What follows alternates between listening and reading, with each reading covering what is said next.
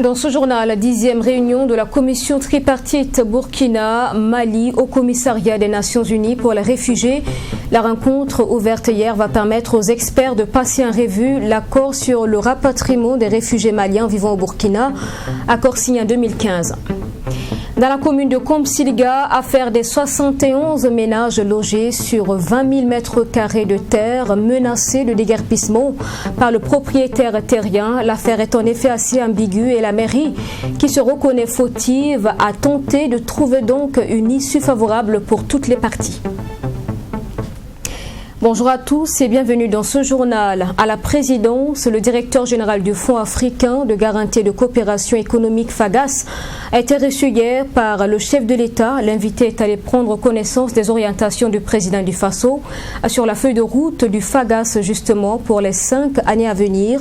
Selon le directeur général du FAGAS, plus de 90 milliards de francs CFA ont été mobilisés pour le Burkina. Nous l'écoutons. Je dirige une mission du Fonds africain de garantie et de coopération économique, étant une institution internationale dont le Burkina est membre fondateur. Il est de mon devoir de venir rendre compte du travail que je suis en train de faire au FAGAS en tant que directeur général et recevoir les orientations de son Excellence le président du Faso sur ce qu'il va devenir le FAGAS dans les 5 prochaines années. En effet, le FAGAS a élaboré un nouveau plan stratégique sur la période 2021 et 2025. Et cette vision a été accompagnée par le président du Conseil de gouverneurs, qui est le ministre des Finances du Burkina Faso. Donc, l'objectif de la mission, c'est de rendre compte de ce que j'ai fait, recevoir les orientations de mes autorités burkinabais, mais ensuite, nous travaillons également avec le secteur financier et bancaire du Burkina, donc, et ainsi que le secteur privé du Burkina Faso, pour échanger comment le FAGAS peut renforcer ses interventions au Burkina. Donc le dialogue renforcé avec le secteur bancaire et financier et avec le secteur privé nous permettront d'accroître les interventions du FAGAS au Burkina. À ce jour, le FAGAS a déjà garanti plus de 30 milliards de francs CFA de garantie qui ont permis également de mobiliser plus de 90 milliards pour le Burkina Faso. D'autres projets sont en cours que le FAGAS est en train d'examiner pour pouvoir continuer à accompagner l'économie burkinabé et l'économie publique ainsi que le secteur privé et le secteur bancaire.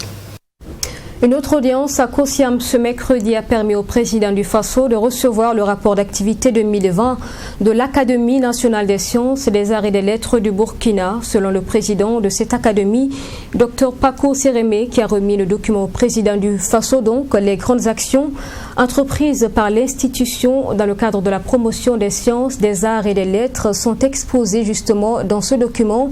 L'Académie propose également une analyse prospective sur les impacts du coronavirus avec des recommandations à l'appui. Je propose de l'écouter. Depuis 2017, l'Académie a été reconnue officiellement par l'État et nous avons également promu des actions visant donc à renforcer l'opérationnalité de l'Académie et également sa visibilité.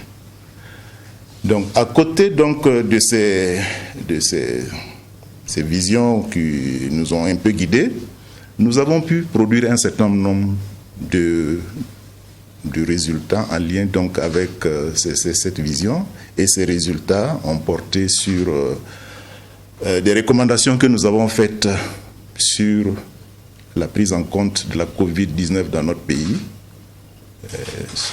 Également, nous avons fait une analyse prospective sur les impacts de cette pandémie dans notre pays. Et toutes ces recommandations ont été remises au chef de l'État au cours de l'année, ainsi que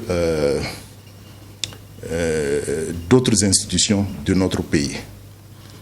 Alors, nous avons abordé avec le chef de l'État la question de la séance académique solennelle de l'Académie. L'Académie, annuellement, rencontre le chef de l'État et lui remet un rapport sur des études portant sur une préoccupation nationale. Les institutions nationales peuvent saisir l'Académie comme elles peuvent s'auto-saisir. Nous nous sommes auto-saisis de la question de la sécurité et la question de l'exploitation aurifère dans notre pays, ses conséquences au niveau environnemental, au niveau de la sécurité alimentaire, au niveau social, économique, au niveau de la santé. Et cette séance, pour plusieurs raisons, n'a pas pu avoir lieu encore, mais ce matin, en échangeant avec le chef de l'État, nous avons perçu également la nécessité de prendre en compte la dimension sécuritaire sur les conséquences de l'exploitation aurifère dans notre pays. Donc voilà un certain nombre de choses que nous avons pu échanger avec le chef de l'État. En janvier 2015, dans un accord tripartite avec le Mali et le Haut-Commissariat des Nations Unies pour les réfugiés, le gouvernement burkinabé avait marqué son accompagnement dans le rapatriement des réfugiés maliens vivant sur son territoire. Un peu plus de 5 ans après, il est question d'une revue donc de la mise en œuvre de l'accord, ce à travers la 10e réunion de la commission tripartite qui s'est ouverte hier, cérémonie présidée par la ministre déléguée chargée de l'intégration africaine en présence des différents partenaires de l'accord, Mamétré Anakamabou. Cette rencontre permet aux experts d'évaluer la situation actuelle des réfugiés dans les 2 pays, notamment le Burkina Faso et le Mali. Il sera aussi question, durant ces 2 jours de travaux, d'étudier la question du retour volontaire des réfugiés dans leur pays d'origine. Nous allons regarder ensemble, de manière tripartite, comment est-ce qu'il faut organiser ces retours, à quel niveau on se situe depuis la dernière rencontre, parce que l'année dernière, cette 10e commission tripartite devrait donc tenir sa rencontre, mais eu égard à la crise sanitaire que nous connaissons tous, et cela n'a pas pu se faire. Donc nous avons quand même un écart d'1 année et demie pratiquement, et ce sera l'occasion d'évaluer non seulement le nombre des Burkinabés qui sont toujours réfugiés au Mali, et puis aussi de voir quels sont ceux qui désirent vraiment rentrer. Et le gouvernement du Burkina Faso mettra tout en œuvre en coordination avec ses partenaires pour que cela devienne effectif. Plus de 21 000 Maliens ont trouvé refuge sur le sol burkinabé depuis la crise de 2012 à nos jours. Cette 10e réunion de la commission tripartite est donc l'occasion pour le Burkina Faso, la République du Mali et le Haut-Commissariat des Nations Unies pour les réfugiés de travailler à mieux organiser le retour de ces réfugiés dans leurs pays respectifs. Bon nombre de nos compatriotes ont trouvé d'asile naturellement chez nos pays voisins. En l'occurrence, nous avons aujourd'hui plus de 21 000 de nos compatriotes qui sont sur le sol burkinabé. Donc c'est dans le cadre comment mieux organiser leur retour dans la dignité sur les pays, au niveau des pays d'origine.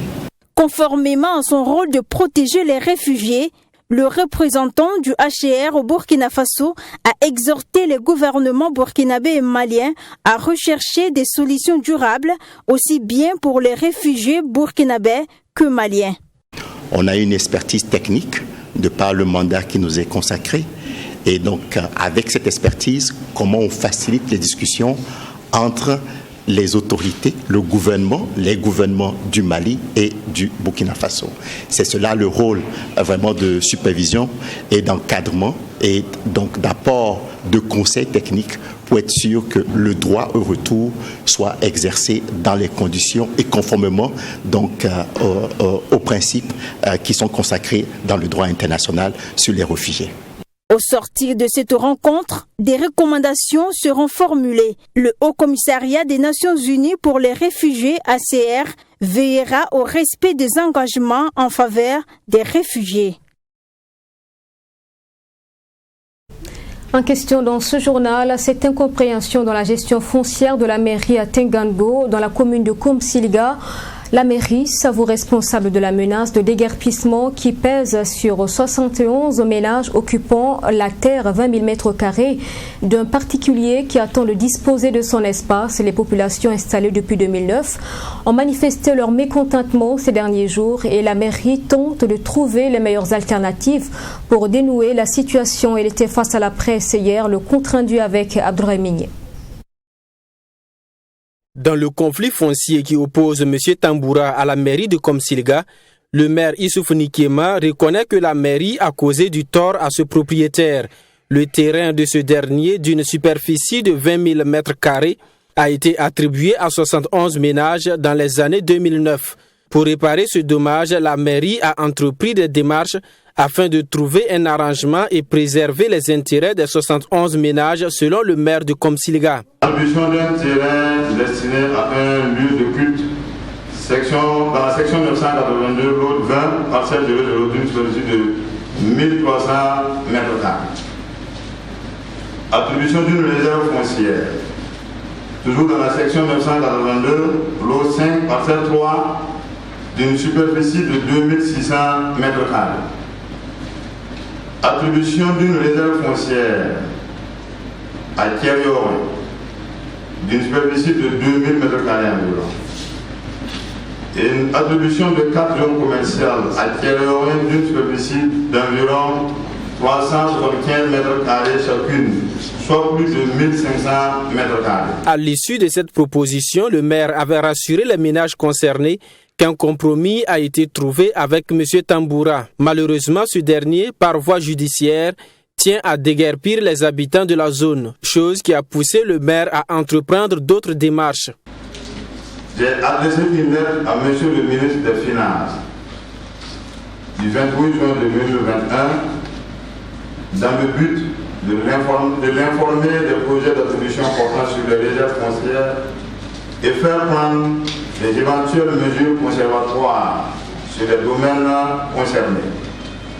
J'ai rencontré M. le ministre de l'Urbanisme, de l'Habitat et de la Ville à l'effet de lui soumettre les difficultés que rencontre la mairie dans le cadre de la mise en œuvre de cette décision de justice et l'appuiement du passif foncier de la commune. Le maire dit avoir imploré l'indulgence de M. Tamboura, mais jusqu'à nos jours, il dit n'avoir pas reçu de réponse de ce dernier. Cependant, il rassure les populations qu'elles auront toujours le soutien du conseil municipal. Et dans ce journal, nous avons rencontré le collectif pour un congé de maternité paisible qui réclame 6 mois de congé de maternité pour la mère et 1 mois pour le père. Ce collectif juge en effet insuffisant les 14 semaines de repos qui sont données aux femmes en ce moment au Burkina. Évoquant leurs arguments, les femmes engagées à travers ce collectif ont lancé une pétition sur les réseaux sociaux afin de réussir à intégrer les réformes qu'elles souhaitent. Sanata Siré vous en dit davantage. L'Organisation mondiale de la santé recommande un allaitement maternel exclusif de 6 mois. Un allaitement sans complément d'eau ni d'autres aliments. Et pourtant, au Burkina Faso, comme dans plusieurs pays de l'Afrique, les femmes n'ont droit qu'à un congé de maternité de 14 semaines. D'où l'inquiétude du collectif pour un congé de maternité paisible. Un groupement de femmes actives ayant fait de cette question son cheval de bataille. Nous savons que depuis quelques années, le Burkina essaie de mettre en place l'allaitement exclusif au Burkina de 6 mois. Et 6 mois, alors que nous reprenons le service, bébé a à peine 2 mois. Bon, c'est difficile avec nos heures de travail d'ajouter, d'appliquer l'allaitement maternel exclusif de 6 mois. Et beaucoup de mamans sont obligées de faire un allaitement mixte pour pouvoir permettre à bébé de survivre pendant que nous sommes au boulot. Et aussi, nous nous sommes rendus compte dans nos différentes expériences que la garde de bébé au moment de la reprise, pour laisser un bébé d'à peine 2 mois qui sait à peine tenir sa tête pour reprendre le service, c'est vraiment pas possible pour les femmes. C'est difficile. Raison pour laquelle ce collectif s'est fait porteur d'un plaidoyer pour une réforme des congés de maternité au Burkina Faso.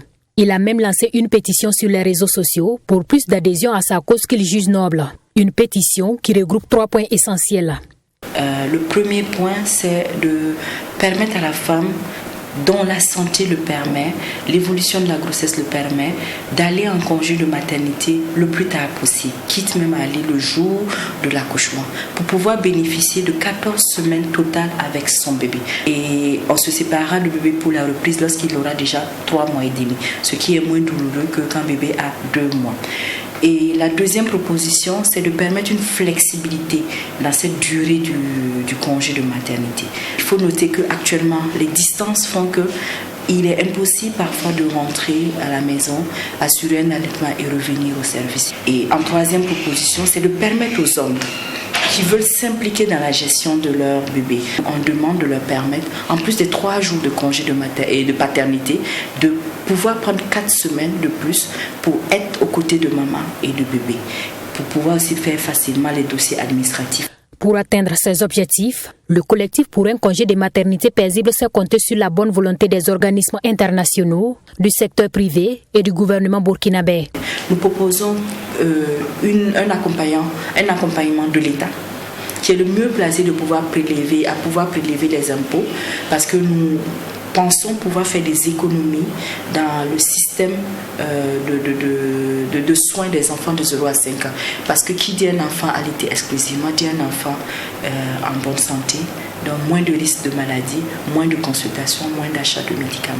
Donc il y aurait peut-être une réduction du coût du budget alloué à la gratuité des soins des enfants de 0 à 5 ans qu'on peut prélever pour soutenir le privé pour ces 10 semaines d'allaitement de plus que la maman aurait à demander. Lancée en mai dernier, la pétition du collectif compte à nos jours près de 12 000 signatures pour un objectif visé de 15 000 signatures. Les signatures recueillies seront soumises au président de l'Assemblée nationale pour appréciation, selon le collectif. Hier mercredi 11 août, Nouvel An chez les musulmans et la communauté sénégalaise au Burkina a commémoré cette date, donc une date qui marque le Nouvel An justement chez les musulmans. La commémoration a connu la participation de plusieurs confréries musulmanes et a été un moment de recueil et de partage. On en parle avec Abakamama Tissanata Siré. Cet événement marque le premier jour de la nouvelle année du calendrier égérien. Une journée qui commémore l'épisode de l'émigration du prophète Mohammed et de ses compagnons de la Mecque vers Médine. Et la communauté mouridiste sénégalaise résidant au Burkina Faso s'en rappelle. Le premier mercredi du mois de Muharram. Muharram, c'est le premier mois de l'année égérienne.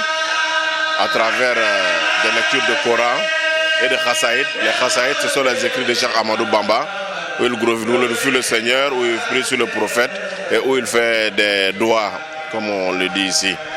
Voilà, à l'instar de tous les mourides du monde entier, les mourides du Burkina Faso et les Sénégalais en général. Je veux dire la Oumma en général même est présente ici pour prier afin que Dieu ramène la santé, la paix et l'opulence dans le monde entier. Une célébration qui est une ordonnance du chef religieux des Mourides, Cheikh Moutaka Mbake, à en croire la secrétaire générale de la communauté mouride au Burkina Faso. C'est la journée des Chassidas aujourd'hui, la journée que notre calife général des Mourides, Cheikh Moutada Mbake, a fait appel à tous les Mourides de se réunir dans tout le monde entier pour célébrer la journée des Chassidas, qui signifie les écrits et les poèmes de Cheikh Ahmadou Bamba Khadim Rassoul, pour qu'on puisse demander au bon Dieu de nous accorder sa miséricorde, demander au bon Dieu sa grâce pour que tous les problèmes que nous rencontrons dans ce monde, Dieu puisse mettre sa main là-dedans. Selon Mam Cheikh Mbaya, l'un des organisateurs, c'est un moment de partage entre les frères musulmans et une occasion pour eux de magnifier une fois de plus le nom d'Allah. Comme vous le voyez, c'est un jour de partage. On va préparer de nourriture, on va préparer beaucoup de choses pour partager entre nous, entre tout le monde sans distinction. Je pense que c'est ça qui nous a réunis ici. Et juste pour prier, parce que nous sommes des Sénégalais qui résident ici au Burkina. Donc, ce qu'on va prier, le premier, c'est que la paix revienne au Burkina. Rappelons que la nouvelle année du calendrier égyrien 1443 débute ce mercredi 11 août 2021, une date qui marque le premier jour du mois de Muharram. Et aujourd'hui, 12 août, journée internationale de la jeunesse. Pour l'occasion, nous avons rencontré Aîné, artiste donc néerlando-burkinabé résident à Ouagadougou. Elle conjugue en effet tous ses efforts en faveur de l'entrepreneuriat des jeunes. On en parle dans ce reportage. De son vrai nom, Henriette Nikiema est une artiste chanteuse néerlando-burkinabé qui fait de sa musique un canal de sensibilisation pour un appel à la tolérance, la diversité culturelle, l'entraide et la cohésion sociale. Au regard du contexte sécuritaire et sanitaire qui prévaut au Burkina Faso, Aîné à travers ses textes musicaux tient à impacter les mentalités pour un meilleur vivre ensemble. Titulaire d'un master en politique territoriale et développement durable, Aîné aime s'investir dans le social et parle couramment 5 langues, ce qui lui a permis de travailler aisément pendant une dizaine d'années dans des institutions internationales en Europe et dans plusieurs pays d'Afrique de l'Ouest, dont le Burkina Faso, sur les questions de résilience et de développement. Dans ses multiples activités de développement, l'agriculture y fait partie, particulièrement avec le moringa, qui est l'un de ses alliés phares pour une meilleure hygiène de vie. Aînée a le virus du travail dans le sang. Elle s'est donnée à l'entrepreneuriat très jeune et bien qu'ayant eu une carrière internationale, revenir dans son pays natal pour apporter sa touche au développement et à la construction de sa patrie est une mission dont elle s'est fixée. Maman Hélène, c'était une femme du village qui a combattu, qui a fait tout ce qu'elle pouvait pour nous pousser pour l'école. Et pour vous dire, c'est vraiment pas pour me vanter, c'est pour vous dire qu'au CE1, j'ai commencé à vraiment acheter mes propres choses parce que je ramassais toutes les filles du quartier et je commençais à leur faire des tresses. Et au CE1, je savais déjà tresser, j'ai gagné 100 francs, 200 francs, 500 francs par là. Et avec cet argent, j'ai commencé vraiment à acheter mes cahiers, acheter beaucoup de choses. Et vraiment, déjà toute petite, et j'ai cultivé jusqu'à l'âge de 18 ans. Et donc, c'est vraiment quelque chose que j'ai forgé déjà ici. Et c'est une des raisons pourquoi je suis pas restée là-bas en Europe, parce que j'ai encore des possibilités pour aller travailler et tout. Cependant, l'artiste chanteuse Aînée assure qu'une carrière peut bien se construire au Burkina Faso en dehors de la fonction publique et des métiers conventionnels.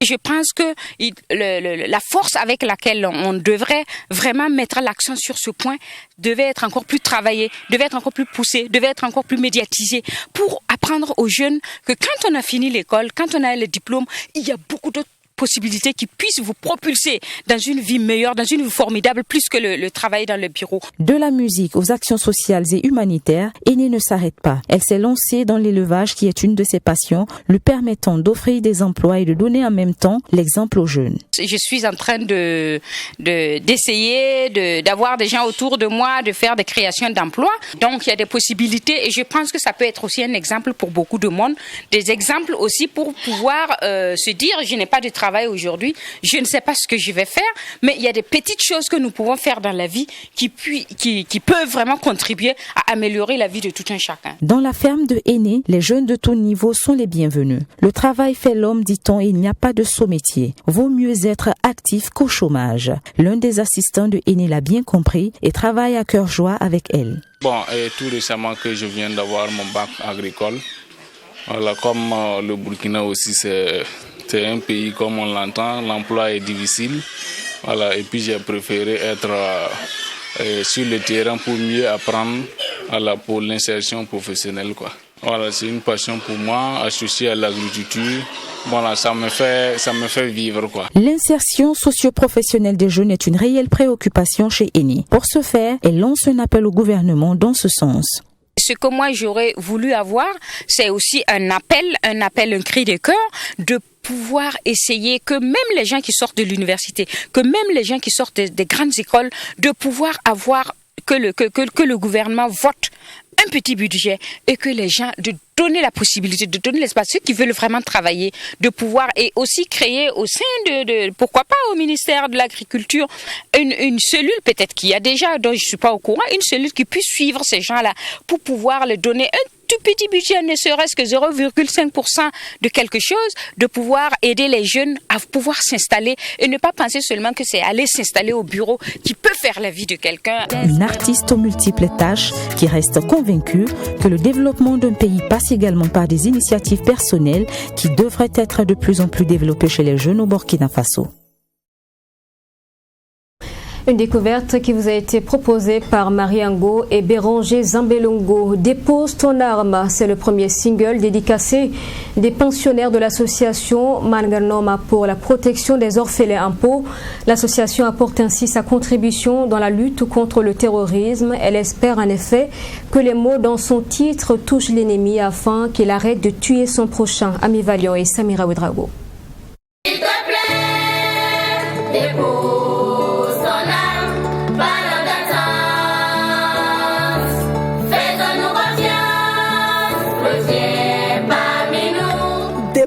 en armes. C'est le titre du premier single des pensionnaires du centre de l'association Managré Noma pour la protection des orphelins en Pau. Un single chanté en français qui se veut la contribution de ces jeunes dans la lutte contre le terrorisme au Burkina Faso. Les auteurs de cette production veulent également, à travers leurs œuvres, rendre un vibrant hommage aux forces de défense et de sécurité. Le projet musical de cette chanson de Poste en armes est une initiative de Ampo et je suis partenaire de Ampo pour la mise en œuvre de ce projet avec mon mentor Julien Miego, voilà, qui est là aujourd'hui avec moi. Voilà. Donc c'est un projet qui a consisté justement à aider les enfants à exprimer leur cri de cœur, c'est-à-dire ils demandent pardon aux terroristes, s'il vous plaît, déposez vos armes, vous êtes des nôtres, vous êtes nos frères, vous êtes nos semblables. À en croire les responsables, ce single de Ampo Voice annonce la production très prochaine d'un album complet. Les recettes qui seront générées par la vente de ce single seront reversées dans la trésorerie Ampo dans le but de venir en aide aux orphelins du centre. Ça, c'est une chanson qui demande pardon. Hein? Et à Burkina Faso, le pardon compte beaucoup. Et il demande à les terroristes de laisser tomber leurs armes pour y revenir à leur famille, là où ils sont le bienvenu jusqu'à aujourd'hui. À ma côté, c'est notre acteur, aussi enfant de Ampo. C'est lui qui joue le rôle de la bête, personne qui devient bête. Pourquoi? À cause de la pauvreté, parce qu'ils ne peuvent pas payer l'école, ils tombent dans la drogue, ils gagnent une arme et ils commencent à être avec les terroristes. Mais il laisse tomber son arme. Et c'est ça, moi, c'est ça notre souhait. Même si dans 10 000 terroristes, un seul, il laisse tomber son arme. Là, on a déjà arrivé à un but. Pour mémoire, l'orphelinat de Ampo a été créé en 1995 par Catherine Rode dans le but d'offrir un toit et de la protection aux enfants en situation de précarité à Ouagadougou. Et ce sont un peu plus de 150 pensionnaires qui sont pris en charge par l'association Managré Noma pour la protection des orphelins Ampo. Tu es de ma famille. Et voilà pour ce journal. Merci de l'avoir suivi. Je vous souhaite une excellente suite à notre compagnie. Je vous retrouve demain à 13h.